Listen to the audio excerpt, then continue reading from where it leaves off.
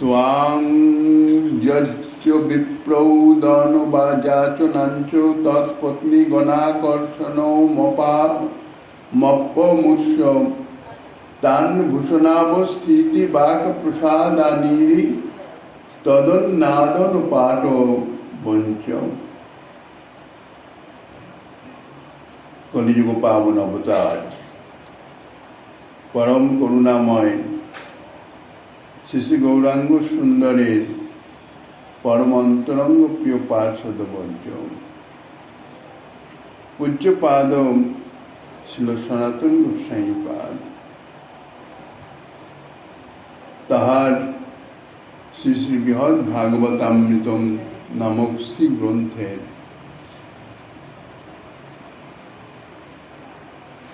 দ্বিতীয় খণ্ডের পঞ্চম অধ্যায়ে 135তম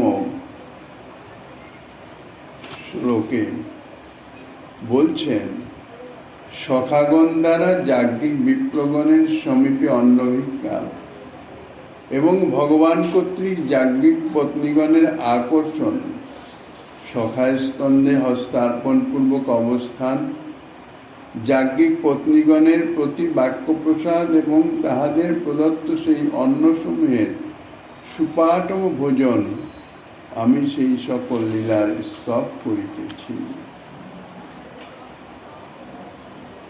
ইতিপূর্বে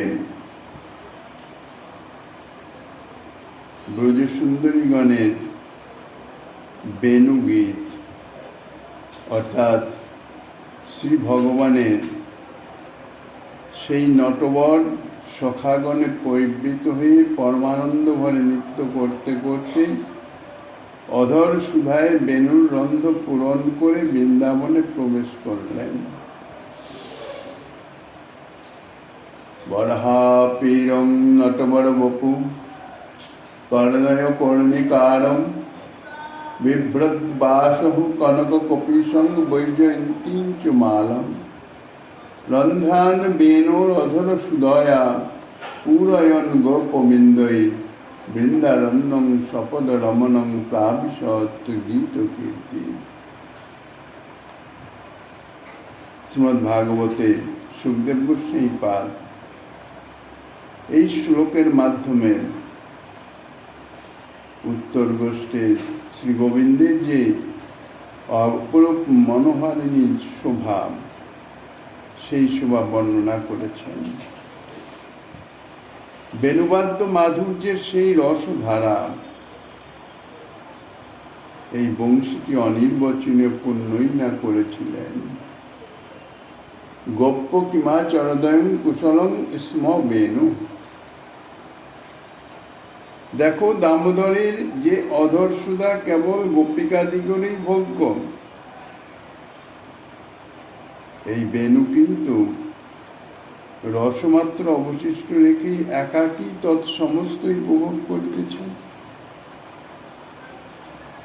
যে মানস গঙ্গাদি জলে এই বেণু পুষ্ট হয়েছিল, ইহার এই অপূর্ব সৌভাগ্য দেখে সেই সকল নদীও বেণুর অবশেষ শ্রীকৃষ্ণ অধরামৃত পান করে প্রেমোদ্রেক বশত বিকশিত কমল রূপ রোমাঞ্চ রাশি ধারণ করেছে।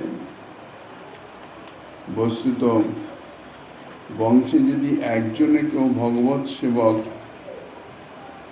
ভক্ত পুত্ররত্ন সমুদ্ভূত হয়, তাহাকে দেখে পিতৃলোকে পিতৃপুরুষগণ তাহারা সকলে আনন্দে অশ্রুমোচন করেন। ইহাই স্বাভাবিক নিয়ম, কেননা এই ভক্তপুত্রের মাধ্যমে তাহাদের উদ্ধার হয়ে যাবে। এই বংশীর তাদৃশ্য পূর্ণ দর্শনে ইহারও বংশপতি সেই সকল বৃক্ষ পুষ্পচ্ছলে তাহাদের যে অন্তরের আনন্দ, সেই সাত্ত্বিক বিকার এবং মধুধারা রূপে অশ্রু বর্ষণ করিতেছেন।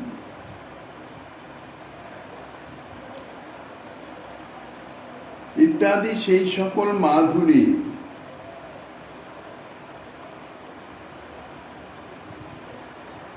দেবর্ষি নারদ বর্ণন করিতেছেন।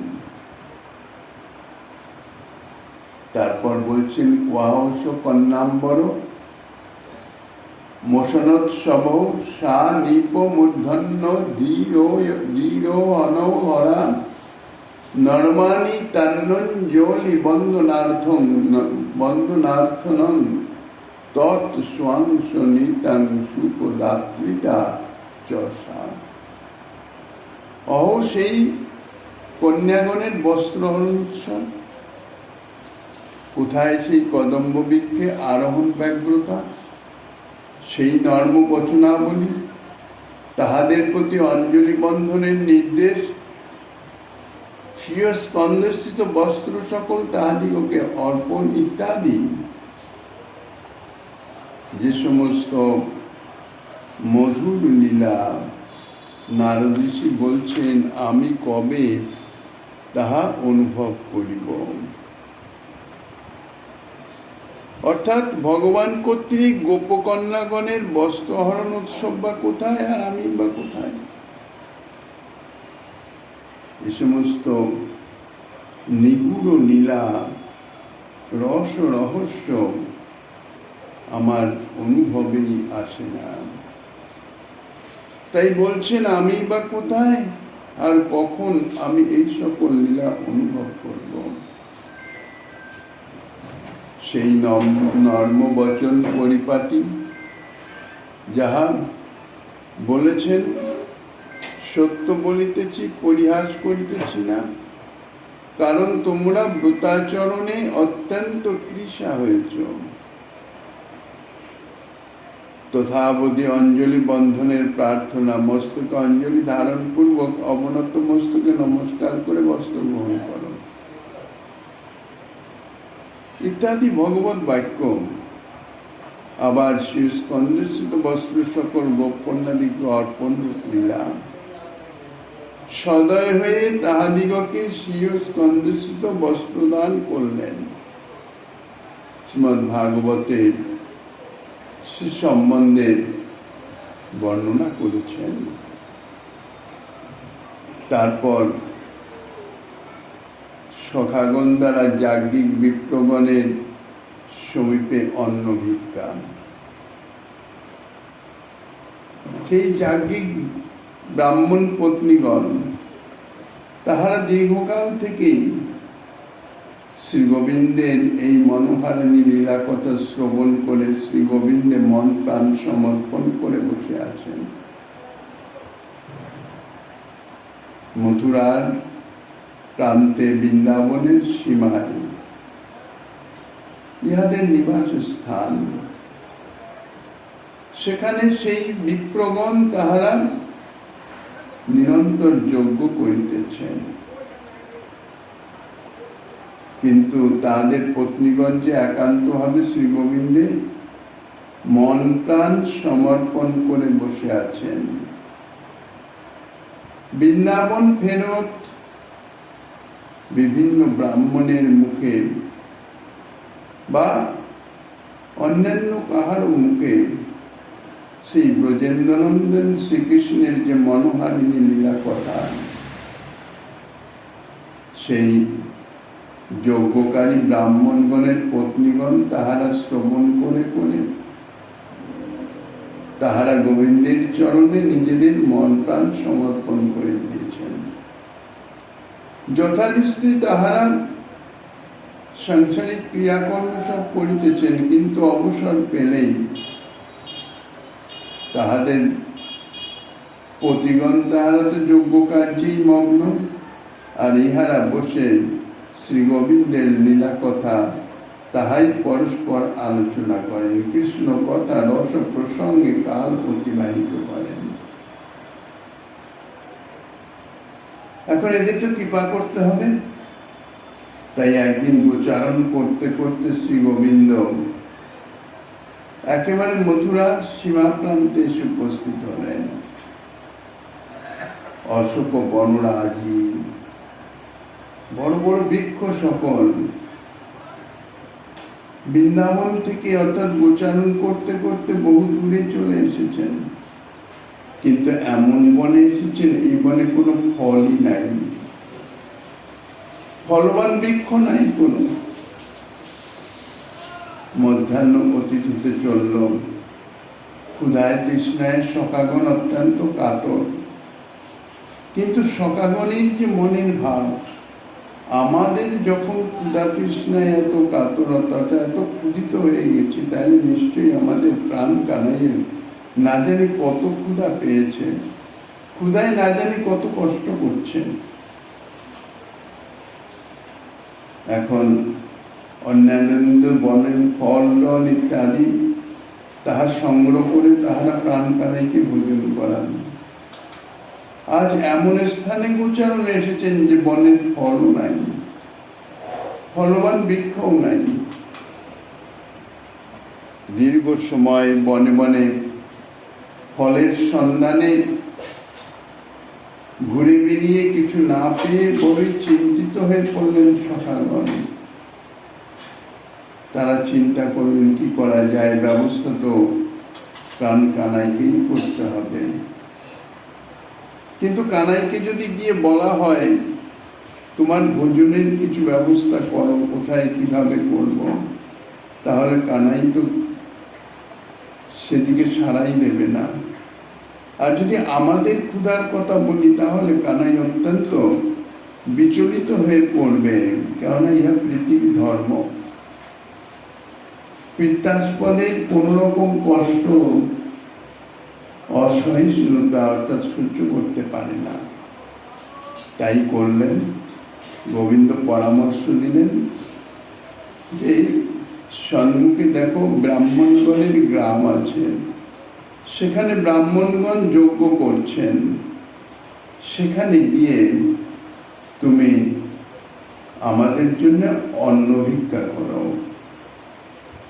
গোপবালকগণ গেলেন, যজ্ঞান্ন প্রার্থনা করলেন, কিন্তু যাজ্ঞিক ব্রাহ্মণগণ তাহারা গোপবালকগণের কথা কানেই নিলেন না।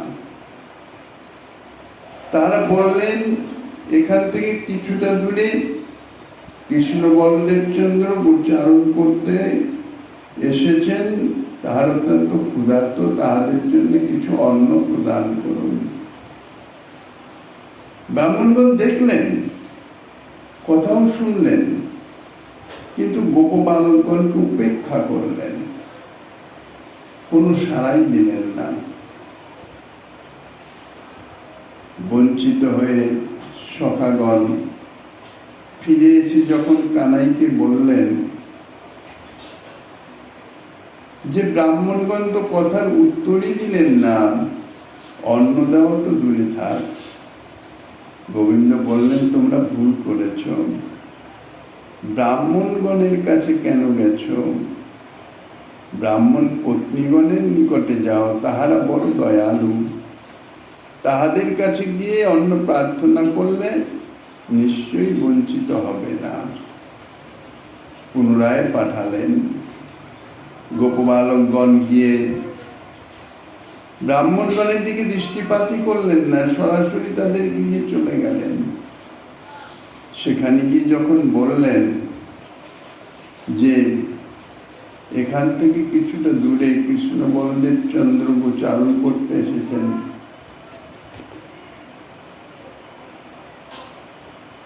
কৃষ্ণ বলদেব চন্দ্র ক্ষুধার্ত, তাহাদের জন্য কিছু অন্ন প্রদান করুন। এদিকে ভগবান কর্তৃক সেই যাজ্ঞিক পত্নীগণের আকর্ষণ এবং সেই ভূষণ অর্থাৎ তাহাদিগকে যে স্বরূপ দর্শন করিয়েছিলেন, সংবাদ পাওয়া মাত্রই যাজ্ঞিক পত্নীগণ তাহারা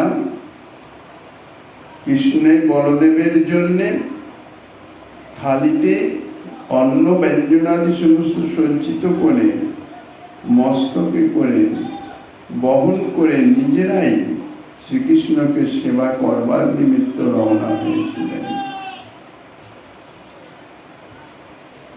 তাহাদিগকে যে স্বরূপ গোবিন্দ দর্শন করিয়েছিলেন তাহা শ্রী সুখদেব গোস্বামীপাদ তাহা বর্ণনা করেছেন। যথা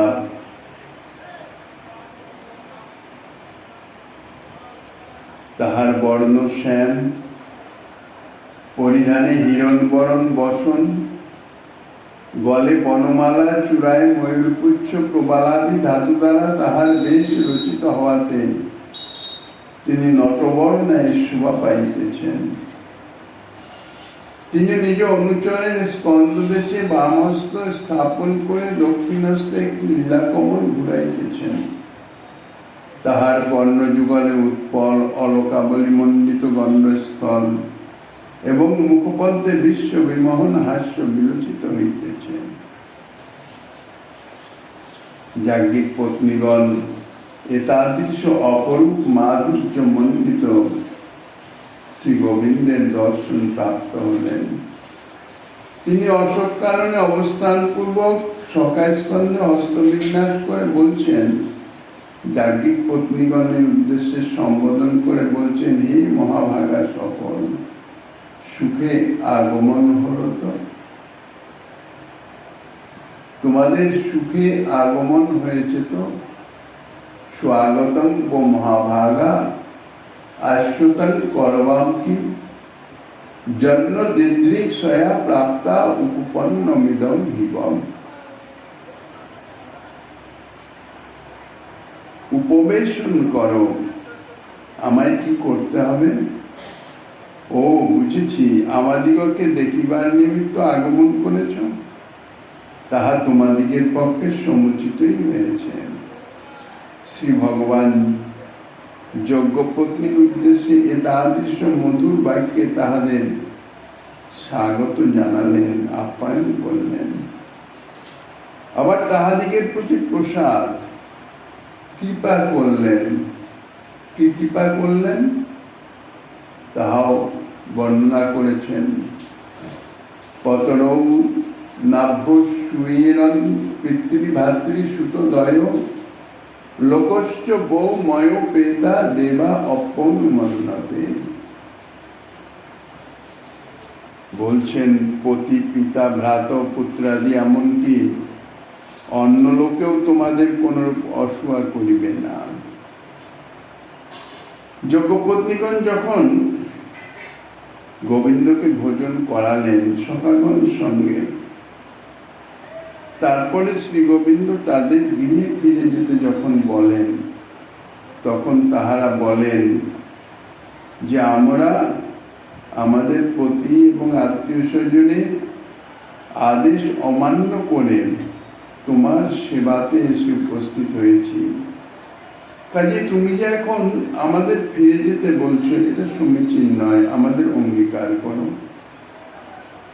কেননা এখন ফিরে গেলেও আমাদের পতিগণ বা অন্যান্য আত্মীয়বর্গণ তাহারা আমাদের গ্রহণ করবেন না। তাহারই উত্তরে শ্রী গোবিন্দ তাদের প্রতি কৃপা করে বলেছিলেন যে পতি পিতা ভ্রাতা ও পুত্রাদি নিজজন, তাদের কথা তো দূরে, অন্য লোকেও অর্থাৎ প্রতিবেশী জন তোমাদের কোনরূপ অসুয়া করবে না। আমার আজ্ঞায় দেবতারাও তোমাদিগের আচরণে প্রসন্ন হবেন।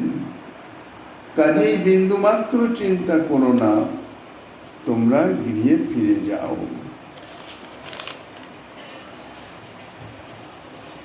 শ্রী সুখদেব গোস্বামীপাদ বলেছেন, অহো জগৎগুরু শ্রীকৃষ্ণের প্রতি এই স্ত্রীদিগের কি নির্মল ভক্তি দর্শন করো। এই ভক্তি উহাদিগের গৃহবন্ধন রূপ মৃত্যুপাশ ছেদন করেছেন। আর সেই যজ্ঞপত্নীগণের সমানিত অন্য সকল তিনি সখাগণ শনে অত্যন্ত নিপুণতার সহিত ভোজন করেছিলেন। এত সব মধুর লীলা, আমি এই সকল লীলার স্তব করিতেছি। শ্রী সুখদেব বলেছেন, কি বলেছেন শ্রী সুখদেব গোস্বামীপাদ? ভগবান অপি গোবিন্দ তেনই বান্নেন গোপকান চতুর্বিধে নাশয়িত্বা স্বয়ং চ ভুজে প্রভু। প্রভু ভগবান গোবিন্দ সখাগণকে সেই চতুর্বিধ অন্ন ভোজন করিয়ে আপনিও অর্থাৎ নিজের স্বয়ং ভোজন করলেন। একের পর এক লীলা শ্রী নারদ ঋষির স্মৃতিতে ভেসে আসছে, আর নারদ ঋষি তাহা গোপকুমারের নিকট বর্ণনা করিতেছেন। সেই ব্রজবৃন্দাবনের মধুরাতি মধুর লীলা। গোবর্ধনাদ্রি রুচিরার্চনাং তথা স্ববাম হস্তেন মহাদ্রি ধারণম তদ গোপ সন্তোষণমিন্দ্র শান্তনম বন্দেহং গোবিন্দ ত্বয়াভিষেচনম। এরপর গোবর্ধন ধারণ লীলা। গোবর্ধন পর্বতের সেই মনোহর অর্চনায় গিরিরাজ গোবর্ধন পূজা, ভগবান কর্তৃক স্বীয় বামহস্তে সেই মহাপর্বত ধারণ, ব্রজবাসীগণের সন্তোষণ, ইন্দ্রের দর্পচূর্ণ, পশ্চাৎ ইন্দ্রকে সান্ত্বনা দান এবং সুরভি কর্তৃক গোবিন্দ নামে অভিষেক আদি লীলার আমি বন্দনা করিতেছি।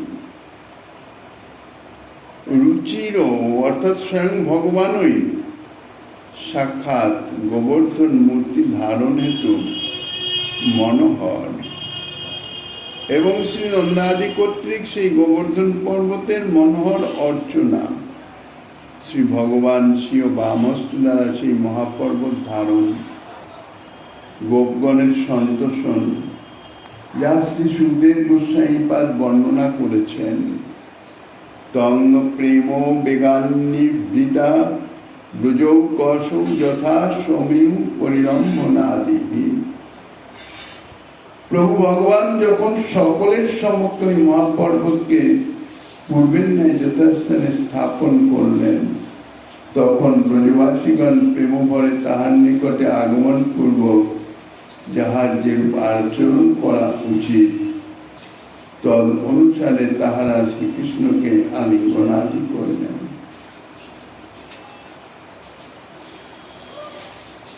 প্রাচীন নিয়ম অনুসারে নন্দ মহারাজ তিনি বছরে একবার ইন্দ্রের পূজা করতেন। গোবর্ধন তটে ইন্দ্রের উদ্দেশ্যে যজ্ঞ করতেন। শ্রী গোবিন্দ দেখলেন যে ইন্দ্রের দর্প বা অভিমান অত্যন্ত বৃদ্ধি প্রাপ্ত হয়েছে। আমার পিতা তার অর্চনা করবে আর তিনি সেটি গ্রহণ করবেন, এটা ঠিক নয়। ব্রজবাসীগণকে বুঝালেন।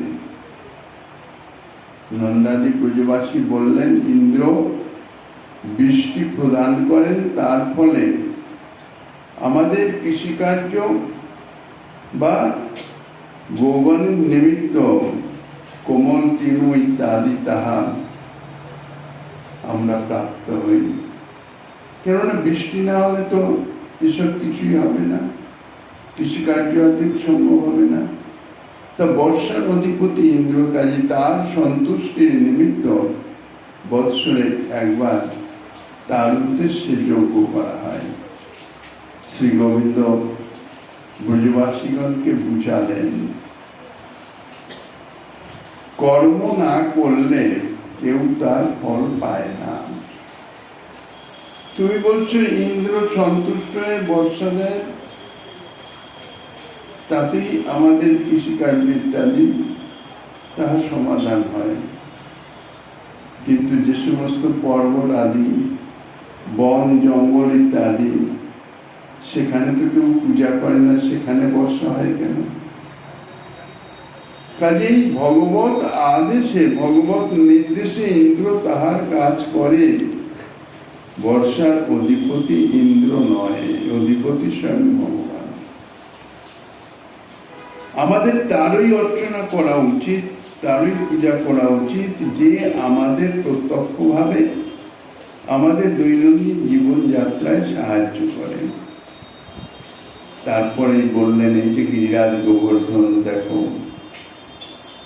এখানে তিন গিরিরাজ তটে আমাদের গোচারণাদি হয়, গিরিরাজের বৃক্ষ করে নানা রকম ফল ইত্যাদি আমরা পাই, ইত্যাদি নানাভাবে গিরিরাজ আমাদের সদা সর্বদাই আমরা না চাইতেই আমাদের প্রদান করেন।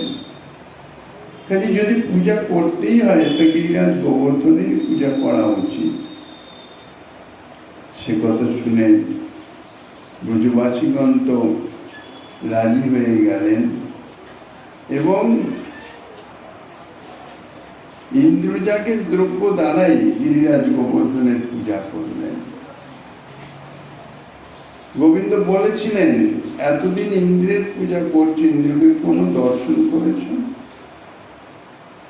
তোমাদের নিবেদিত নৈবেদ্য তিনি কি গ্রহণ করেন জানতে পারো? কিন্তু এই গিরিরাজ গোবর্ধনের পূজা করেন, সাক্ষাৎ প্রকট হয়ে তোমাদের নিবেদিত দ্রব্য গ্রহণ করবেন। যখন পূজা করে অর্পণ করে ভোগ অর্পণ করে গোবিন্দ বললেন, সকল দণ্ডবত প্রণাম করো। তখন শ্রী গোবিন্দই এক স্বরূপে গিরিরাজের উপরে প্রকট হয়ে, শৈলস্মি শৈলস্মি আমি গিরিরাজ বলে বিশাল কলেবর ব্রজবাসীগণের সমর্পিত সমস্ত দ্রব্য তিনি গ্রহণ করলেন, ভোজন করলেন। সবাই অবাক হয়ে গেলেন সাক্ষাৎ গিরিরাজের দর্শন পেয়ে, অন্তরে সকলে প্রফুল্ল হয়ে গেলেন। মধুমঙ্গলাদি সখাগণ তাহারা তো হাস পরিহাস করেন, তাহারা গোবিন্দকে বলছেন, ভাই কানাই, তোর গিরিরাজের পূজা থেকে আমাদের ইন্দ্র পূজাই ভালো, কেননা যাহা কিছু নিবেদন করা হয় প্রসাদ রূপে তাহা থাকে, আমরা সকলে তা পেতে পারি। আর তোর গিরিরাজ একটু কিছু রাখে নাই, আমরা কি পাবো প্রসাদ রূপে? গোবিন্দ বলছেন, হবে হবে, আমাদের গিরিরাজ সাক্ষাৎ দেবতা দর্শন পেলে তার সেবা হলো, এবার তাকে দণ্ডবোধ করো, প্রণাম করো। সকলে মিলে প্রণাম করতেই আবার যেমন কার ভোগ ছিল সেই রকম সব হয়ে গেল। সকলে অত্যন্ত আনন্দিত হয়ে গেলেন। কিন্তু দেবর্ষি নারদের মাধ্যমে খবর পেয়ে ইন্দ্র মহাকুপিত হয়ে যান। আগেই বলা হয়েছে, ইন্দ্রের অভিমান অহংকার তাহা চূর্ণ করবার নিমিত্তই শ্রী গোবিন্দ ইন্দ্রজাগ বন্ধ করে দিল। ইন্দ্র তো অত্যন্ত ক্রোধিত হয়ে ব্রজবাসীগণকে সম্পূর্ণ সমূলে বিনাশের নিমিত্ত প্রলয়কালীন মেঘসমূহকে আদেশ দিয়ে দিলেন, সম্বর্তক আদি মেঘগঞ্জে ব্রজকে ভাসিয়ে দেওয়া, একশো যেন একটা প্রাণীও বেঁচে না থাকে। প্রচন্ড শিলাবৃষ্টি সহ যখন ঝঞ্ঝাপাত শুরু হলো, ব্রজবাসীগণ শ্রী গোবিন্দের চরণে শরণাপন্ন হলেন। শ্রী গোবিন্দ সকলকে নিয়ে গিরিরাজ তটে এসে গিরিরাজকে উত্তোলন করে বাম হস্তের পরিষ্টাঙ্গুলির উপরে ছত্রাকারে ধারণ করলেন। ব্রজবাসীগণ তাহার নিকট নিম্নে অবস্থান করতে লাগলেন। ইন্দ্র ক্রমান্বয়ে 7 দিন 7 রাত সমানে বর্ষা ঝঞ্ঝাবাত করতে লাগলেন। সুদর্শন চক্রকে আদেশ দিয়েছিলেন, যত বর্ষার জল সব সুদর্শন চক্র শোষণ করে নিলেন। শেষনাগকে আদেশ দিয়েছিলেন, শেষনাগ বেষ্টন করে, অর্থাৎ গিরিরাজ যেখান থেকে উত্তোলিত হয়েছিলেন তার বাইরে চতুর্দিকে একটা গহ্বর সৃষ্টি হয়েছিল, সেই গহ্বরের চতুর্দিকে বেষ্টন করে বর্ষার সমস্ত জল যাতে এক বিন্দু গিরিরাজ গহ্বরে প্রবেশ না করে তার ব্যবস্থা করেছিলেন। গোবৎস আদি সহ সখাগণ বাসীগণ স্ত্রীগণ সকলেই সেই গিরিরাজ গহ্বরে অবস্থান করলেন। 7 দিন 7 রাত বাদে ইন্দ্র যখন দেখলেন, দূত পাঠিয়ে যখন দেখলেন, শুনলেন যে রোজের একটা পিপীলিকা পর্যন্ত মৃত হয় নাই, অত্যন্ত লজ্জিত হয়ে গেলেন, দর্প চূর্ণ বিচূর্ণ হয়ে গেল। মেঘগণকে ফেরত নিলেন। যথারীতি দিন পরিষ্কার হলো, সূর্যোদয় হলো। তখন শ্রী গোবিন্দ ব্রজবাসীগণকে গিরিরাজ গহ্বর থেকে বাইরে আসতে বলে গিরিরাজকে যথাস্থানে স্থাপন করলেন। এই যে 7 দিন 7 রাত একভাবে গিরিরাজকে ধারণ করেছিলেন এবং তারপর সেই পর্বতকে যথাস্থানে স্থাপন করেছিলেন, তখন ব্রজবাসীগণ প্রেম ভরে তাহার নিকটে আগমন করে, শ্রী গোবিন্দের নিকটে আগমন করে পরস্পরের প্রীতি প্রকাশ করলেন। যার যেরকম ভাব তদ অনুযায়ী প্রীতি প্রকাশ করলেন। শ্রীকৃষ্ণকে আলিঙ্গন আদি, লালন আদি ইত্যাদি। গোপীগণ আনন্দে পূর্ণা হয়ে দধি আতপতন্ড প্রভৃতি মাঙ্গলিক দ্রব্য দ্বারা তাহার পূজা করেছিলেন। আর নন্দত্ত শ্রী গর্গবাক্যের অনুবৃত্তি করে শ্রী সুখদেব গোস্বামীপাদ বলেছিলেন,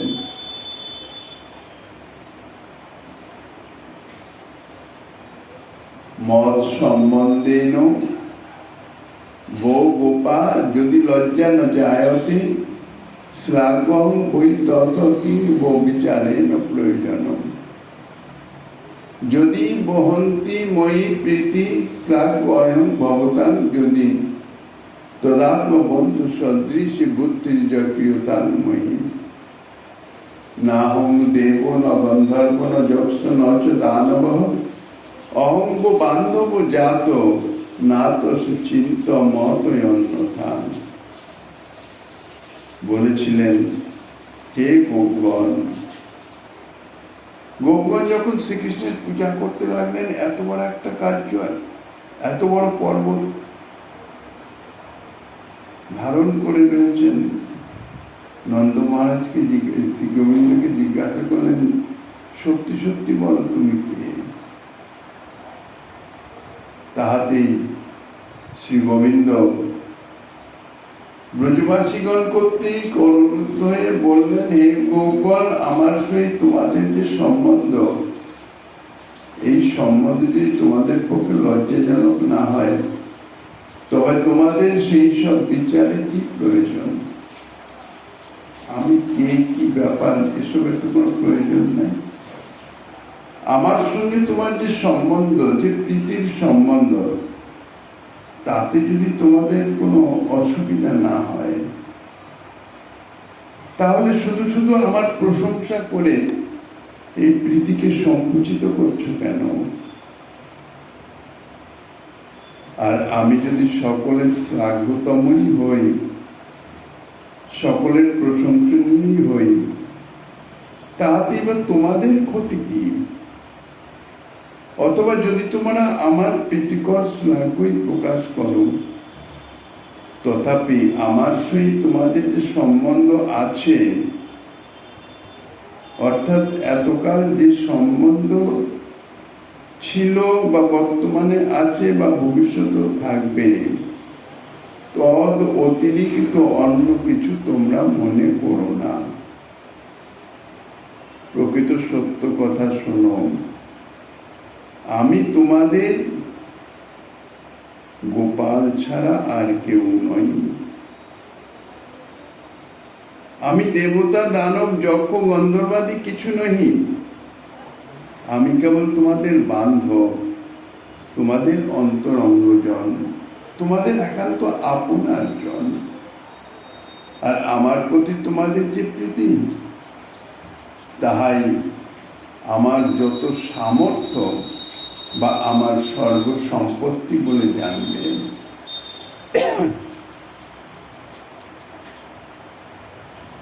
তারপর ইন্দ্র নিজের অপরাধ অনুভব করে শ্রীকৃষ্ণের স্বয়ং ভগবত্তা অনুভব করে নিজে যে তার দাস সেটি অনুভব করে মহাভয়ঙ্কর অপরাধ করে ফেলেছি। এই পশ্চাতাপ অনুশোচনায় তা থেকে মুক্তি পাওয়ার নিমিত্ত ব্রহ্মার নিকটে গিয়ে শরণাপন্ন হয়েছিলেন যে কি করে এখন এই অপরাধ থেকে মুক্ত হওয়া যায়। ব্রহ্মা বলছেন আমি এর বিধান কিছু করতে পারবো না, কেননা আমি নিজেই অপরাধী হয়ে আছি। ব্রহ্মমোহন লীলায় ব্রহ্মা স্তুতি করেছিলেন, কিন্তু গোবিন্দ ব্রহ্মার দিকে ফিরেও তাকান নাই, একটা কথার উত্তর প্রদান করেন নাই। বললেন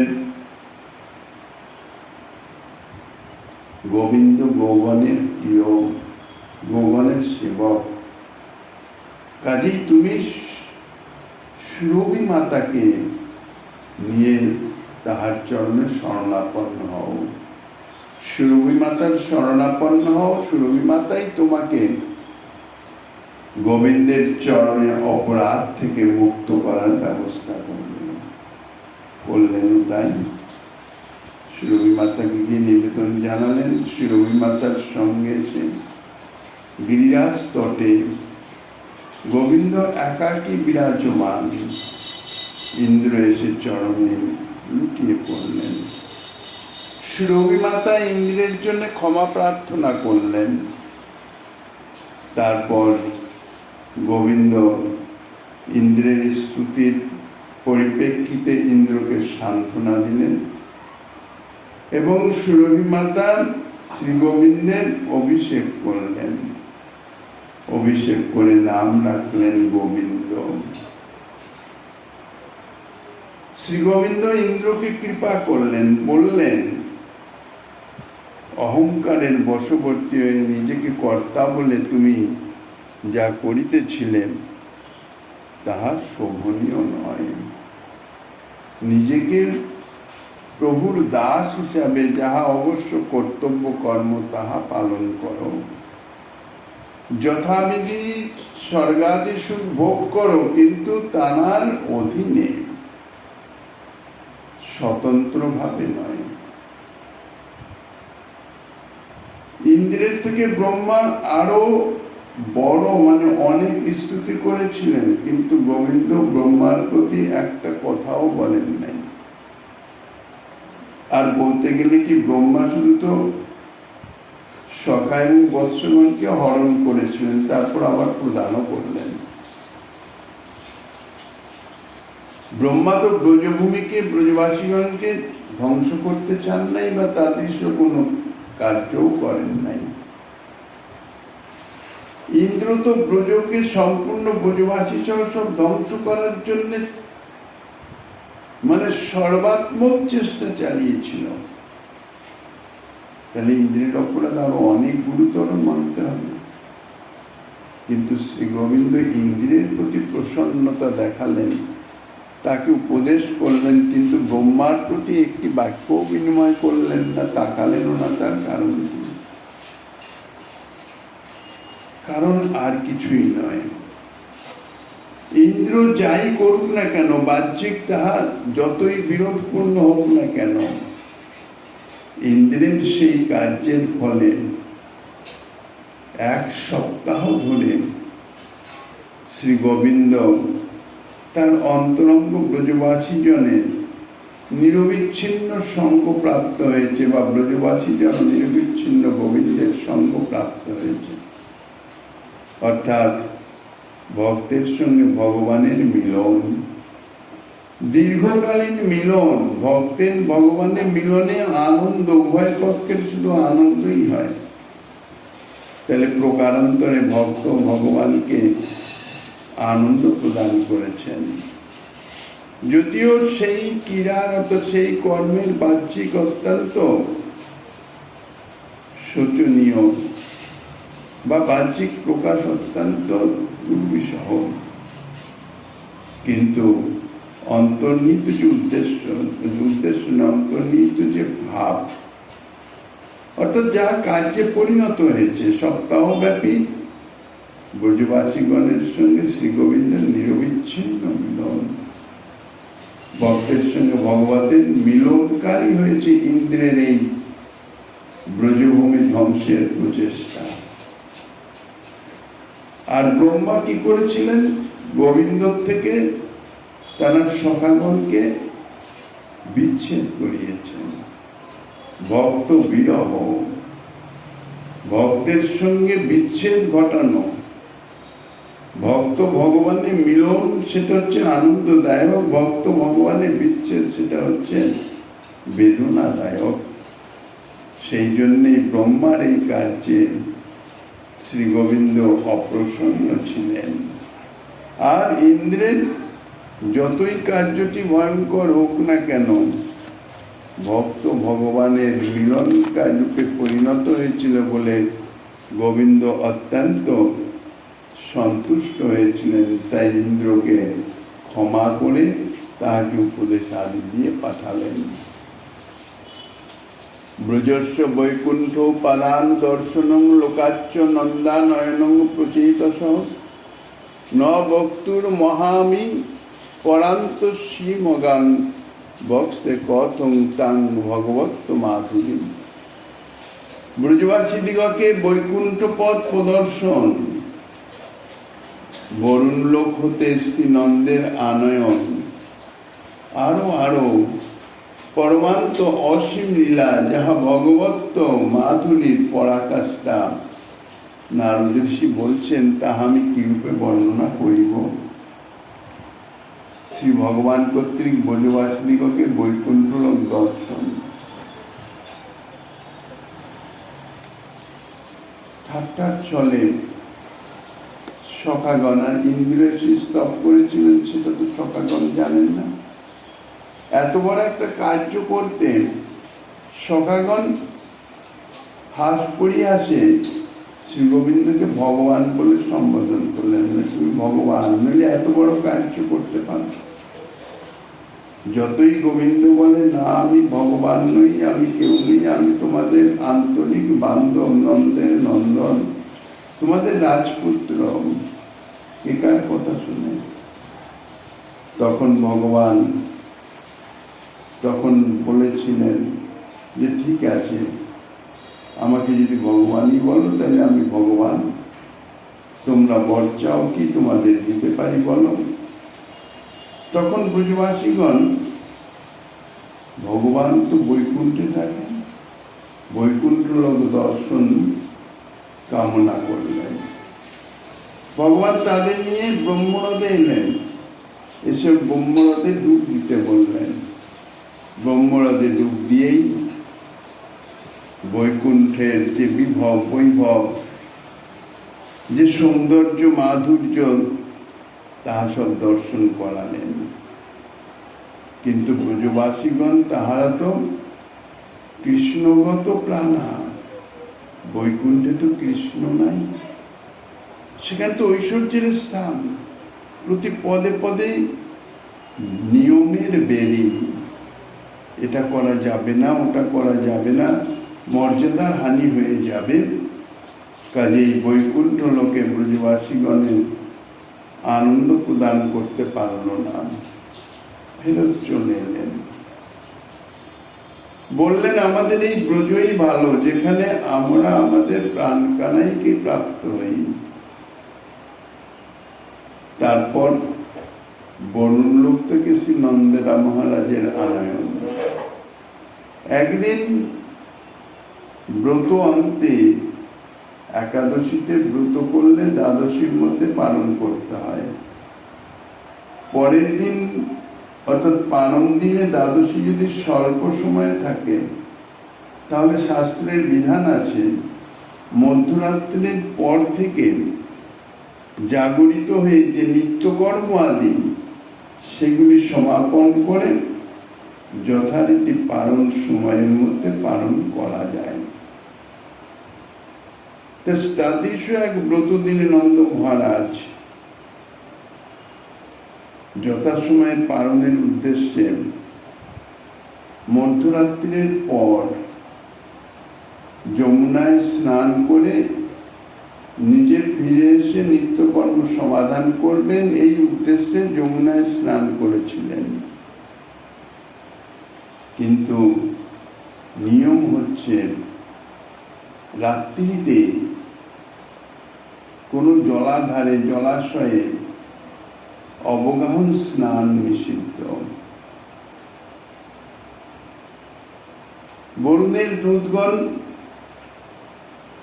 জলের দেবতা বরুণ, তাহার দূতগণ যেই নন্দ মহারাজ যমুনায় অবগাহন করেছেন, অসময়ে যমুনায় অবগাহন করার নিমিত্ত তাহাকে বন্দী করে বরুণ লোকে নিয়ে যান।